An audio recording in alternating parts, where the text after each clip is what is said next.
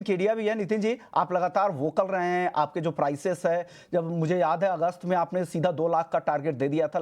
उस बार कई बार ऐसा लगता है कि स्पेकुलेशन को तो बढ़ावा नहीं मिलेगा, लेकिन उसके बावजूद और इस तरह के टारगेट समय से पहले अचीव भी हुए। क्या लग रहा है सर 2026, क्या जिस तरह के राइड, जिस तरह की रैली हमने देखी है, क्या नए साल में भी जारी रहेगी? नया टारगेट क्या है गोल्ड और सिल्वर दोनों को लेकर आपका नितिन जी? नमस्कार विश्वनाथ जी। देखिए, नमस्ते। अभी थोड़ी देर पहले जो नवनीत जी कह रहे थे, वो बात बिल्कुल सही है कि मतलब अब ऐसा लगता है कि हम ये सोचते हैं बच्चा 15 साल का होगा तो इसको ये कोर्स कराएँगे, ये पढ़ाई कराएँगे, पर वो जो 15 साल के लिए हमने सोचा था वो बच्चा जो है वो 7 साल में ही तैयार हो जाता है। तो वो 7 साल में समस्या ये आ जाती है कि क्या करें? तो फिलहाल जो हम 2.5 लाख का टारगेट लेके चल रहे थे 31 मार्च तक, तो आज लगभग चाँदी 2.22 2.23 के आस-पास चल रही है। और मुझे ऐसा लग रहा है कि अब 31 मार्च नहीं, ये मकर संक्रांति के आस-पास ही जो है, वो चाँदी के टारगेट अचीव हो जाएँगे। और मुझे ऐसा लगता है कि 2026 में ओवरऑल अगर हम बात करें, तो सिल्वर में हम सवा 3 लाख से साढ़े 3 लाख रुपए के लेवल्स बनते हुए देखेंगे। पर सिल्वर से ज़्यादा मुझे लग रहा है गोल्ड में इस समय ज़्यादा साउंड इन्वेस्टमेंट्स आ रहे हैं या ज़्यादा साउंडेबिलिटी आ रही है, जिसकी वजह से मेरा मानना है कि 31 मार्च के पहले इंटरनेशनल मार्केट में हम $5,000 से $5200 का भाव देखेंगे, जो कि यहाँ से लगभग 10 से 12% की तेजी होती है। और उसको अगर हम इंडियन मार्केट में ट्रांसलेट करें, तो लगभग 1,55,000 से 1,60,000 का भाव गोल्ड में हम एक्सपेक्ट कर रहे हैं। तो मेरा ये मानना है यहाँ पे 2 चीज़ों के लिए 2 चीज़ें हैं। पहली चीज़, हमें अपने इन्वेस्टमेंट्स नहीं रोकने। एसआईपी के माध्यम से आप एवरी वीक गोल्ड में इन्वेस्ट करिए, कुछ नहीं कर सकते हैं, तो एक चांदी का सिक्का लीजिए। दूसरा, रिस्क को अपना मैनेज करके चलिए। बहुत सारी ऐसी चीज़ें देखने में आ रही हैं जिसमें लोगों ने अपने डॉटर्स की एफडी को ब्रेक करा के गोल्ड या सिल्वर में एंटर करने की कोशिश करी है। ये काफ़ी रिस्की है, ऐसा नहीं करना चाहिए। और इन चीज़ों को ध्यान में ही रख के गोल्ड और सिल्वर में आप इन्वेस्टमेंट में बने रह सकते हैं। विश्वमोहन जी। ओके, तो इन्वेस्टमेंट में अगर बने रहना है, अगर आपको फोमो अगर फीलिंग आ रही कि जब मिस कर गए हैं रैली को, तो आप अब जो आपको खरीदना है वो एसआईपी के जरिए खरीदे। तेजी अभी भी है, लेकिन जितनी तेजी आती है उस तेजी से गिरावट भी आने का उतना ही ज्यादा रिस्क हो जाता है। तो धीरे धीरे खरीदे, एसआईपी के जरिए खरीदे। फिजिकल भी सोने के सिक्के बार के जरिए भी कर सकते हैं, या फिर ईटीएफ के जरिए भी, एसआईपी के जरिए भी खरीद सकते हैं। वीकली ऑप्शंस भी सारी एमसीज यहां पर देती है, वो भी आप चूज कर सकते हैं कि हर भाव पर आपका एवरेज आउट हो जाएगा। तो नितिन जी को लगता है कि 3 लाख से सवा 3 लाख चांदी 2026 में एक बड़ी रैली बची हुई है। उन नंबर के पीछे लेकिन आप ना भागे, एवरेज करने की ज्यादा कोशिश करें, यह ध्यान रखिएगा। और सोने में 10 से 12% की तेजी और दिखती है, जो घरेलू बाजार में 1,55,000 रुपए के ऊपर भाव 2026 में जा सकता है।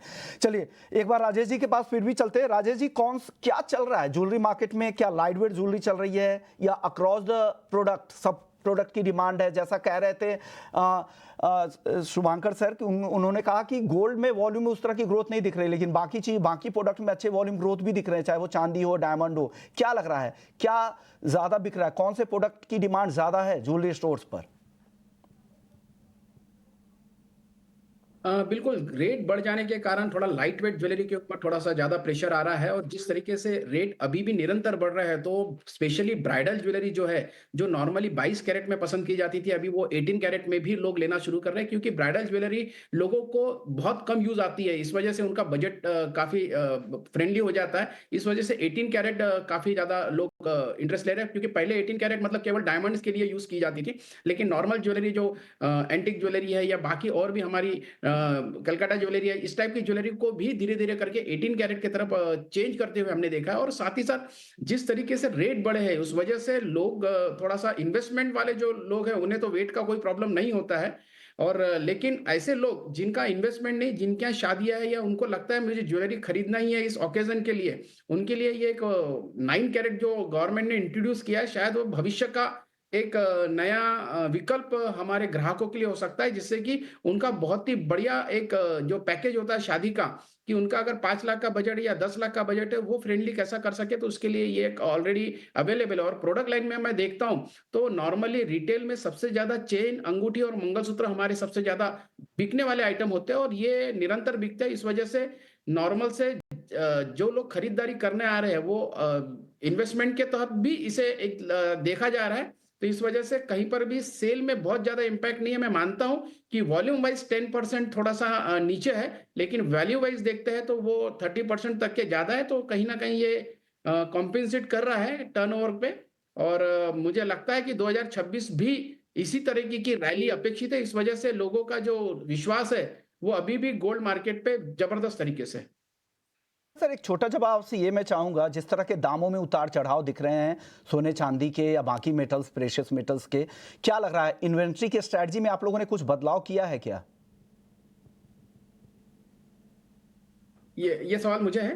नहीं, शुभांकर सर से मैं जानना चाह रहा था, क्या, क्योंकि कहा जा रहा है कि कई सारे इंडस्ट्री एक्सपर्ट से बात कर रहा हूं कि वो अपने franchise stores light weight model के जरिए, वो एसेट लाइट मॉडल के जरिए कर क्या रहे हैं कि वहां पर इन्वेंट्री ग्रोथ तो दिखा दे रहे हैं, लेकिन वाकई क्या सेल्स हो रही है क्या, या जो रेवेन्यू ग्रोथ दिखती है वो ग्रोथ हो रही है केवल स्टोर एडिशंस की वजह से? करेक्ट करेक्ट, नहीं नहीं, सेम स्टोर सेल्स ग्रोथ जो है वैल्यू टर्म्स में, तो जैसे ओवरऑल अगर वैल्यू टर्म्स में देखा जाए तो 30% के ऊपर I think overall industry growth है। सेम स्टोर सेल्स ग्रोथ भी अगर देखें तो 15, 16, 18% तक भी जा रहा है। मगर इन्वेंट्री को सही तरीके से मैनेज करना, इसके लिए डेटा ड्रिवन हम लोग एक सॉफ्टवेयर लगा दिए। सॉफ्टवेयर आई थिंक सारे इंडस्ट्री के जो जो बड़े बड़े रिटेलर्स है वो बैकग्राउंड में डेटा एनालाइज कर रहे हैं कि आज कस्टमर का बजट जो 1 लाख का है उसमें से वो पुराना वजन तो नहीं बिक रहा है, तो लाइटर क्या वजन बिक रहा है, 9 कैरेट बिक रहा है, 14 कैरेट बिक रहा है। तो उस हिसाब से अब धीरे धीरे लास्ट 6 महीने में आई थिंक हम लोग सब अपना अपना इन्वेंट्री को क्लियर कर रहे हैं कि एग्जैक्टली जो माल बिक रहा है उसी के फोकस करना चाहिए, और जो माल नहीं बिक रहा है उसका ही 50-60% अप्रिशिएट हो गया तो उसको या तो रिसाइकल कर लो या उसको कोई दूसरा काम पे लगा लो। तो इस हिसाब से फुल एफर्ट इन्वेंट्री में दिया जा रहा है। और फ्रेंचाइजी मॉडल में जो लोग फ्रेंचाइजी ओपन कर रहे हैं उनके लिए तो एक चीज है कि चलो मैंने एक एसेट लिया, वो एसेट का अप्रिशिएट हो गया, मगर अल्टीमेटली स्कीम्स, ऑफर्स, डिस्काउंट्स, नए नए डिजाइन देके इन्वेंट्री को चर्न करना और रोटेट करना, यही मेन चीज है, जिस कारण के लिए ही हम लोगों को लाइटर वेट और लोअर प्योरिटी में दिया जा रहा है। और वेडिंग सीजन के लिए लोग वेडिंग सीजन में खरीद रहे हैं जेम स्टोन, ये आप कुछ लैब ग्रोन डायमंड ऐड कर लो, कलर स्टोन ऐड कर लो, lab grown gemstones add कर लो, ताकि वो अट्रैक्टिव हो जाए। पर अल्टीमेटली जो कस्टमर का बजट है उसको दिमाग में रखते हुए ही इन्वेंट्री को पूरा चर्न किया जा रहा है। वक्त है ब्रेक का। ब्रेक के बाद जब लौटेंगे तो दुनिया की दो बड़ी इकोनॉमी चीन और यूएस, क्या गेम प्लान है उनका, क्या जो दाम जो इतने बढ़ते जा रहे हैं इसके पीछे उन लोगों की क्या स्ट्रेटजी है, उनकी तैयारी क्या चल रही है, ये भी चर्चा करेंगे ब्रेक के बाद। जल्द लौटते हैं।